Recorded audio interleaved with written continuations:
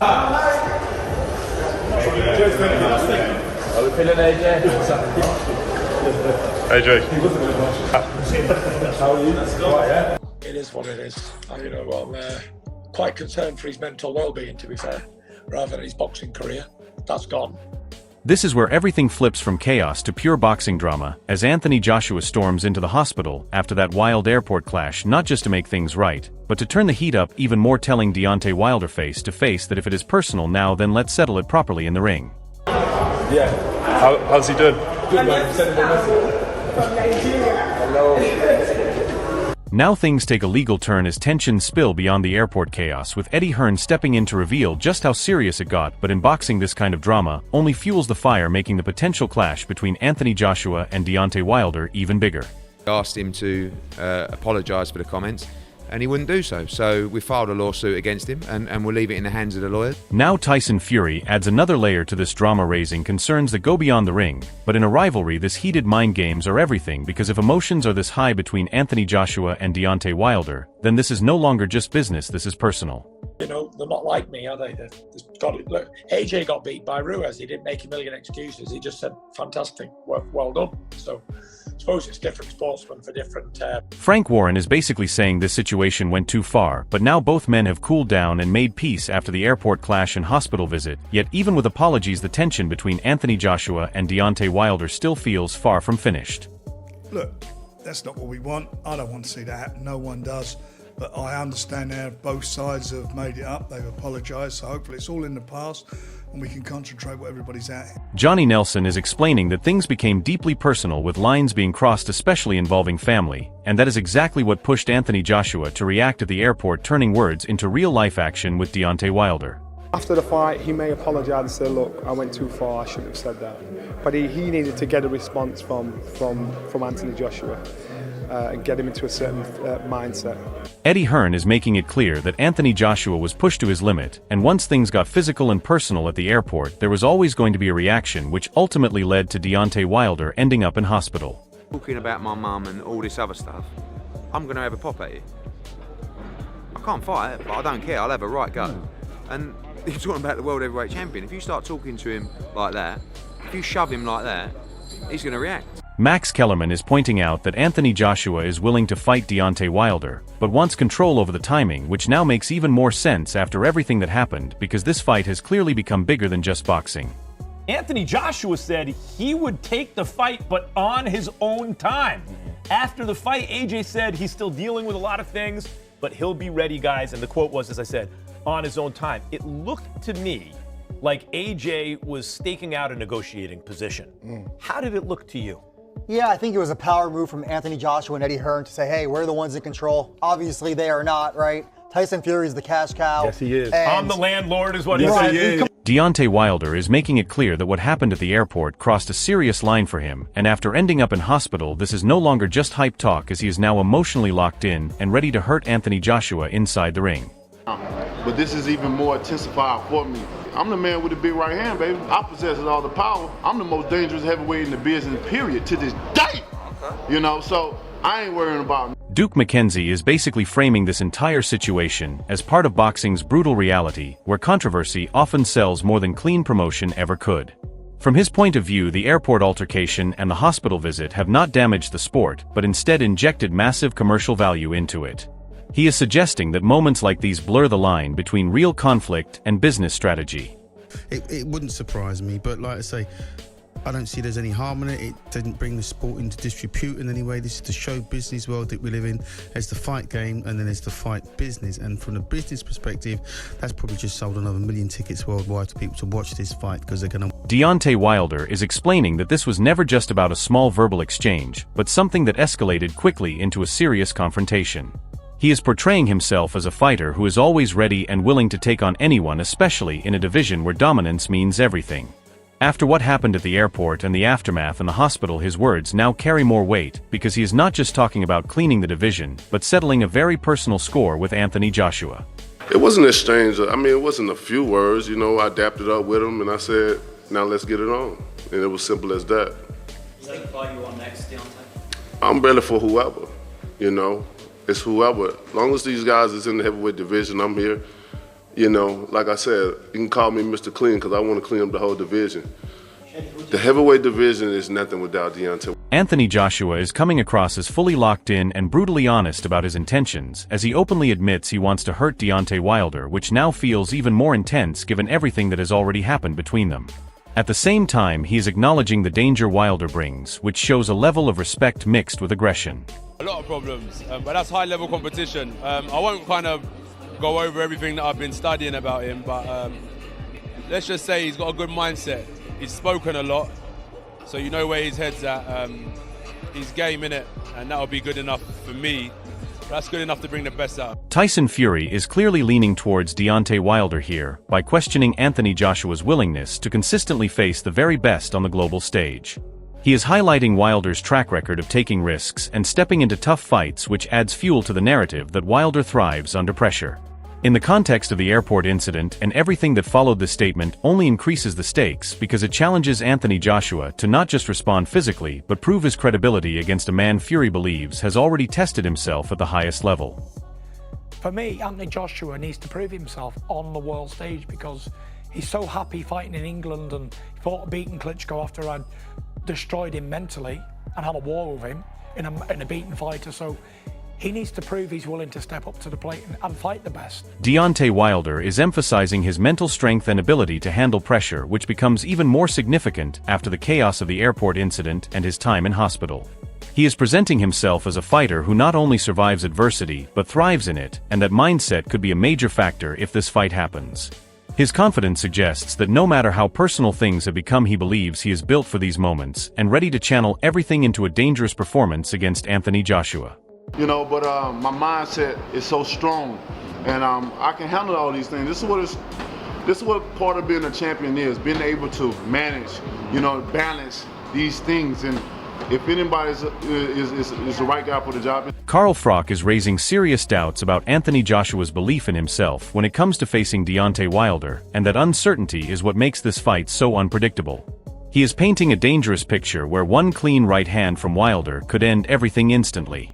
At the same time, he is stressing that confidence will be the key for Anthony Joshua, because after the airport incident and everything that followed mentally, this could be just as much a battle as it is physical inside the ring. I don't know if AJ believes he can beat Deontay. Well, maybe he does, maybe he wants to come back, maybe he wants to fight again, but what happens in that fight? Anthony Joshua in one corner, Deontay Wilder in the other corner, they come together in the centre of the ring. What happens? I honestly can't say what happens. I think if Deontay Wilder throws a couple of meaningful right hands and connects on AJ's chin, then the fight's over. AJ will be knocked out. He's got to fight confidently. Carl Froch is describing a moment where Anthony Joshua appeared hesitant, while Deontay Wilder was openly pushing for the fight, which adds another layer to this rivalry. He is suggesting that Anthony Joshua may still be battling doubts internally, and that hesitation contrasts sharply with Wilder's aggressive mindset. After the airport clash and hospital visit, this hesitation becomes even more important because now the pressure is on Anthony Joshua to prove that he is not only willing but fully ready to back up his actions inside the ring. Yesterday, when Deontay Wilder walked from the ring, AJ was stood there looking a bit weird and a bit like confused, like, am I going to do anything? Am I not going to do anything? And Wilder, I think, said, let's do it next, let's do it, let's get it on. And AJ just sort of, he didn't say much. I think he might have said, you don't want this, or something to them lines, but never really tried to get the fight going. I think AJ's got this thing in his head where I don't think he's sure of himself. If he thinks about fighting Deontay Wilder, does he believe he can actually... Johnny Nelson is pushing back against the idea that Deontay Wilder is still as dangerous as before by questioning whether his explosive power is still there. He is suggesting that the feared knockout ability might have declined, which could completely change how this fight plays out. In the context of everything that has happened, including the airport situation and hospital aftermath, this creates a split narrative where one side sees Wilder as lethal while the other believes Anthony Joshua now has a real opportunity. Has gone. Wilder's TNT has gone. Wilder's that punch is gone. He couldn't even let it go. He's just gone. So I don't believe that. I think Carl might be setting the cat amongst the pigeons by that. Duke McKenzie is highlighting how Deontay Wilder continues to chase big fights while also warning that stepping in with Anthony Joshua could be extremely dangerous. He is pointing out that Anthony Joshua's power might even surpass Wilder's, which adds a different level of threat to this matchup. After the airport altercation and everything that followed, this is no longer just about promotion, as both fighters are now seen as serious knockout risks to each other. Deontay Wilder knows how to sell a fight, and he's already called out Joshua. That's a big fight. I mean, like I said, I'd love to see him walk away from the sport. Wilder, I'd like to see him say, you know what, I've had enough, but he's already got his eyes on the next one, potentially a fight with Joshua. It's not a good fight to take. It's not a good fight to take. Yeah, Joshua's a big, meaty guy. Joshua's right hand's like probably the hardest. He's probably the hardest punch in heavyweight right now. For me, personally, I think he hits harder than Wilder. Frank Smith is making it clear that Anthony Joshua remains the center of attention in the heavyweight division, and every move around him is being carefully planned. He is suggesting that the next step has to be the right one, but with everything that has happened involving Deontay Wilder, the pressure to make this fight is only growing. After the chaos and the hospital visit, the demand from fans and the boxing world feels stronger than ever for this showdown to finally happen. It's all eyes on getting AJ whatever works best for him, whatever the right route back is for him. There's discussions ongoing. AJ's the hot ticket. You know, everyone wants to fight Anthony Joshua, so let's see. Counterpunch Boxing is downplaying Deontay Wilder's threat by suggesting his fundamentals are not sharp enough anymore to take out Anthony Joshua clean. He is implying that while Wilder always carries danger, the consistency is not there.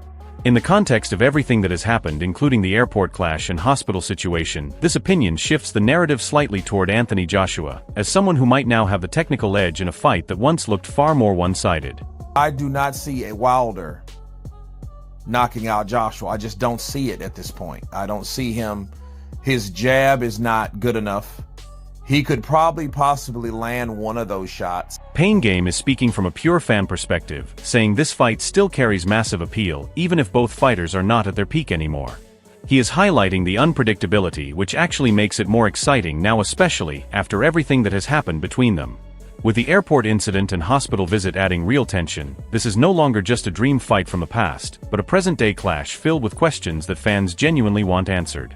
Now, AJ has two options on the table. And the reality is, after that win, I think people would be very fucking interested in watching Anthony Joshua versus Deontay Wilder. We never got it. We always wanted it. Yes, it isn't them in their prime. I don't care. I'm a boxing fan. I want to see them two fight each other. In fact, it's even more interesting on some levels now, because I don't know what the fuck either of them are going to look like in there against each other and how much AJ has got left. And he's been through a lot lately. I'd love to see him back in the ring after everything he's been through. It was great seeing him ringside, enjoying himself, seeming positive, enjoying the boxing. I want to see him in. Eddie Hearn is revealing that despite the tension, Anthony Joshua never backed down and was always willing to take the fight with Deontay Wilder.